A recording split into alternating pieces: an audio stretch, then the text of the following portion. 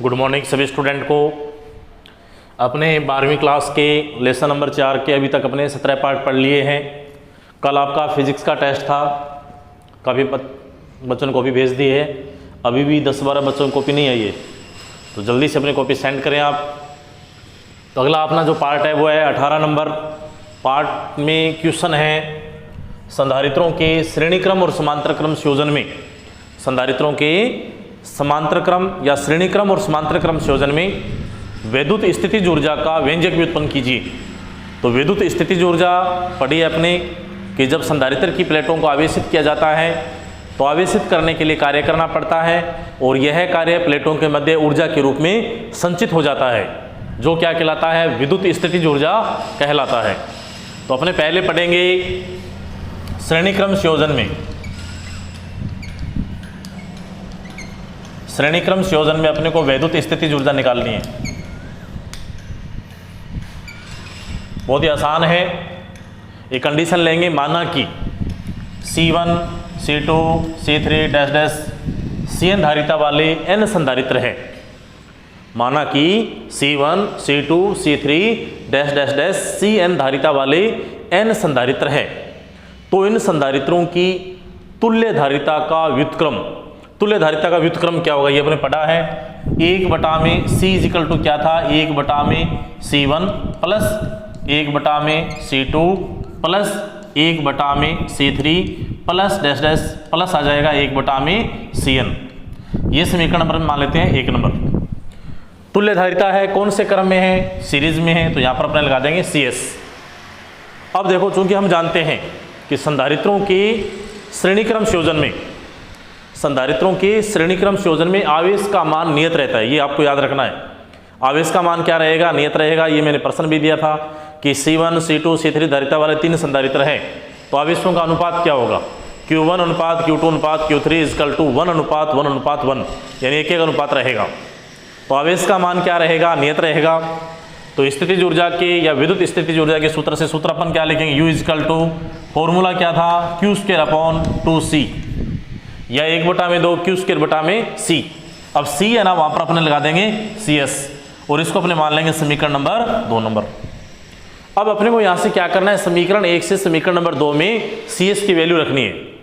तो ये आएगा U इक्वल टू U बराबर Q²/2 और CS की वैल्यू क्या है, 1/में C1 प्लस 1/में C2 प्लस 1/में C3 plus dash dash plus 1/में Cn।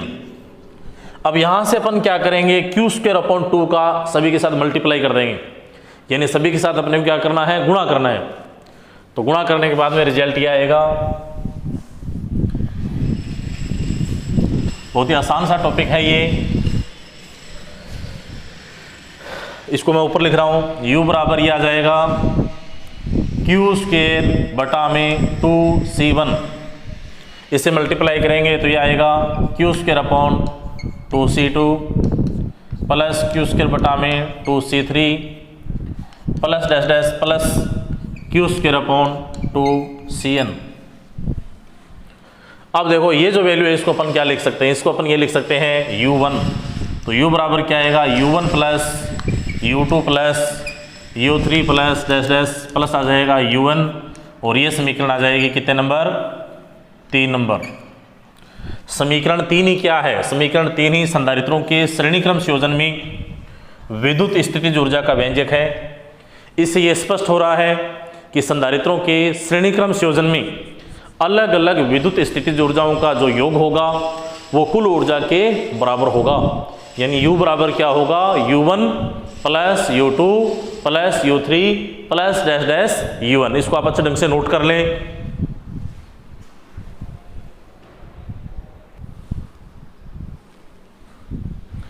अब अपने समांतर क्रम संयोजन में तुल्य विद्युत स्थितिज ऊर्जा का व्यंजक प्राप्त करेंगे।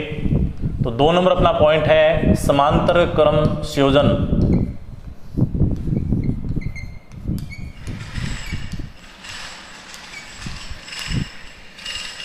कंडीशन वही लेनी है, माना कि C1, C2, C3 dash dash Cn धारिता वाले n संधारित्र समांतर क्रम संयोजन में जुड़े हुए हैं। क्या कंडीशन ली है, माना कि C1 C2 C3 dash dash Cn धारिता वाले n संधारित्र समांतर क्रम संयोजन में जुड़े हुए हैं। तो तुल्य धारिता कितनी आएगी, तुल्य धारिता आएगी Cp, P का मतलब parallel, Cp is equal to C1 plus C2 plus C3 plus dash dash plus आ जाएगा Cn, और ये समीकरण नंबर आ जाएगी 1 नंबर। अब एक स्पेशल कंडीशन अपने पढ़ी कि संधारित्रों के समांतर क्रम संयोजन में वोल्टेज नियत रहता है, विभव क्या रहेगा, नियत रहेगा। तो यहां पर जो तुल्य विद्युत स्थितिज ऊर्जा होगी वो आएगी U is equal to 1/2 CV², CV²। Voltage क्या रहेगा, नियत रहेगा। अब C के स्थान में अपने क्या लिख देंगे, Cp, इसको मान लेते हैं समीकरण नंबर 2 नंबर। समीकरण 2 में समीकरण 1 से अपने मान रख देंगे Cp का, तो समीकरण 1 व 2 से क्या लिखेंगे, U इजिकल टू लिखेंगे अपने 1/2 Cp का मान क्या है, C1 plus C2 plus C3 plus dash dash plus Cn, और यहाँ पर आ जाएगा V²। अब 1/2 V का मल्टीप्लाई करना है तो U बराबर क्या आएगा, 1/2 C1 V² plus 1/2 C2 V² plus 1/2 C3 V² plus dash dash plus 1/2 Cn V²। अब देखो इसको अपन क्या लिख सकते हैं, इसको अपन लिख सकते हैं U1, तो U इजिकल टू क्या आएगा, U1 plus U2 plus U3 plus dash dash plus आ जाएगा U1। ये समीकरण नंबर है 3 नंबर। समीकरण 3 ही क्या है, संधारित्रों के समांतर क्रम संयोजन में तुल्य संचित वैद्युत स्थितिज ऊर्जा का व्यंजक है।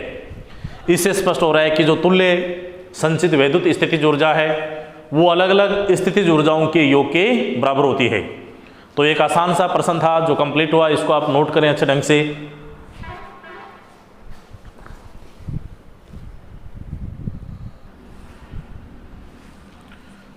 नेक्स्ट क्वेश्चन अपना ये है, समांतर प्लेट संधारित्र में ऊर्जा घनत्व का व्यंजक व्युत्पन्न कीजिए।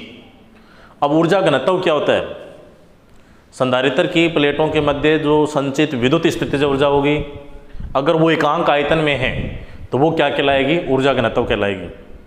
यानी समांतर प्लेट संधारित्र की प्लेटों के मध्य एकांक आयतन में संचित विद्युत स्थितिज ऊर्जा ही ऊर्जा घनत्व कहलाती है। ये परिभाषा इसकी आप नोट कर लेना। समांतर प्लेट संधारित्र की प्लेटों के मध्य एकांक आयतन में संचित विद्युत स्थितिज ऊर्जा ही ऊर्जा घनत्व कहलाती है, और इसको अपने रिप्रेजेंट करेंगे स्मॉल u से। अब ये वैल्यू निकालनी है, बहुत ही सिंपल है। माना कि समांतर प्लेट संधारित्र की प्रत्येक प्लेट के अनुप्रस्थ काट का क्षेत्रफल कैपिटल A और प्लेटों के बीच की दूरी d है, तो प्लेटों को Q आवेश देने पर प्लेटों के मध्य सम विद्युत क्षेत्र उत्पन्न हो जाता है। ये सब बातें अपने समांतर प्लेट संधारित्र में पढ़ चुके हैं कि समांतर प्लेट संधारित्र है जिसकी प्रत्येक प्लेट के अनुप्रस्थ काट का क्षेत्रफल कितना है, कैपिटल A है, प्लेटों के बीच की दूरी कितनी है, d है। जैसे ही प्लेटों को अपने आवेशित करेंगे, बैटरी जोड़ेंगे, आवेशित करेंगे, तो Q आवेश देने पर, समूल Q आवेश देने पर प्लेटों के मध्य सम विद्युत क्षेत्र उत्पन्न हो जाता है। तो सम विद्युत क्षेत्र का परिमाण क्या होगा, परिमाण निकालें अपने। तो परिमाण क्या था, E बराबर सिग्मा अपॉन एप्सिलॉन 0। अब सिग्मा बराबर क्या है, सिग्मा इज इक्वल टू है Q बटा में A, तो ये आएगा E बराबर Q बटा में A एप्सिलॉन 0। यहाँ से अपने क्या करेंगे, यहाँ से अपने Q का मान निकालेंगे, तो Q बराबर आएगा EA एप्सिलॉन 0, समीकरण 1 नंबर। बहुत ही सिंपल। अब देखो दूसरी चीज, समांतर प्लेट संधारित्र की प्लेटों के मध्य उत्पन्न धारिता कितनी है। धारिता फॉर्मूला क्या है, C बराबर था A एप्सिलॉन 0 बटा में D। ये समीकरण आ जाएगी कितने नंबर, 2 नंबर। अब अपने सबसे पहले ऊर्जा घनत्व निकालने के लिए अपने संचित विद्युत स्थितिज ऊर्जा व्यंजक निकालेंगे। तो विद्युत स्थितिज ऊर्जा का फॉर्मूला क्या था, U बराबर क्या था, U इज इक्वल टू था Q²। Q अपने यहाँ पर स्मॉल लेके चल रहे हैं तो छोटा Q लिख देंगे, Q² अपॉन 2C। ये वैल्यू आ गई, U का मान निकाल लिया। ये समीकरण नंबर आ गए कितने नंबर, 3 नंबर। पहले अपने U का मान निकालेंगे, फिर इसमें एकांक आयतन का भाग दे देंगे। तो समीकरण 3 में आपको क्या करना है, 2 मान रखने हैं, एक तो Q का मान रखना है और दूसरा अपने को C का मान रखना है। तो ये आ जाएगा समीकरण 1, 2 व 3 से। तो मान रखेंगे अपने u बराबर आ जाएगा, q का मान क्या है, E A एप्सिलॉन 0, इसका अपने स्क्वायर कर देंगे, बटा में आ जाएगा 2c, और c का मान क्या है, समीकरण नंबर 2 में है A एप्सिलॉन 0 और बटा में क्या है, d चला जाएगा ऊपर। तो ये आ जाएगा u बराबर E square A square epsilon 0 square d बटा में 2a एप्सिलॉन 0। अब जो कैंसिल हो रहा है उसको अपने कैंसिल कर देंगे, यहाँ पर a से a कट जाएगा, तो u बराबर क्या बचेगा, E स्क्वायर एप्सिलॉन 0 स्क्वायर, यहाँ पर केवल a बच गया, a d बटा में यहाँ पर एप्सिलॉन 0, ये भी कैंसिल हो रहा है, एप्सिलॉन 0 से एप्सिलॉन 0, तो ये केवल यहाँ पर एप्सिलॉन बच जाएगा। अब देखो विशेष बात यहाँ पर है a इंटू डी, लंबाई गुणा में चौड़ाई गुणा में ऊंचाई किसके बराबर होगी, वॉल्यूम के बराबर।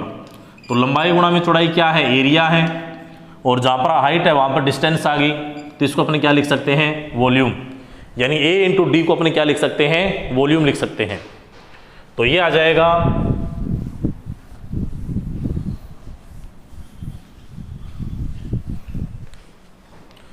u बराबर 1/2 epsilon 0 E square, a into D को अपने क्या लिखेंगे, v लिखेंगे। तो ये आ जाएगा u बटा में v equal to 1/2 epsilon 0 E square. Definition मैंने बताई थी कि समांतर प्लेट संधारित्र की प्लेटों के मध्य एकांक आयतन में संचित विद्युत स्थितिज ऊर्जा ही क्या कहलाती है, ऊर्जा घनत्व कहलाती है। यानी इसको अपन क्या लिख सकते हैं, u बटा v को अपन लिखेंगे ऊर्जा घनत्व, स्मॉल u से रिप्रेजेंट करना है, तो स्मॉल u इजिकल टू क्या आएगा, 1/2 एप्सिलॉन 0 E स्क्वायर। ये एक समीकरण आ गया, ये फॉर्मूला ही, यानी ये समीकरण होगा शायद 4 नंबर। समीकरण 4 ही क्या है, ऊर्जा घनत्व का व्यंजक है। अच्छे ढंग से इसको याद कर लेना, ये इंपॉर्टेंट है। अब आज का प्रश्न है, क्वेश्चन ये है, इसके बेस पे दे रहा हूं प्रश्न में, SI पद्धति में ऊर्जा घनत्व का मात्रक क्या होगा। क्वेश्चन को ध्यान से सुने, ध्यान से देखें आप इसको। SI पद्धति में ऊर्जा घनत्व का मात्रक लिखिए, ये आज का प्रश्न है। आपको कमेंट करना है, 3 बार वीडियो देखना है, उसके बाद कमेंट बॉक्स में कमेंट करके आंसर आपको देना है। तो आज का टॉपिक यहीं पर ख़त्म। कैसा लगा आप बताएं मेरे को। थैंक यू, धन्यवाद।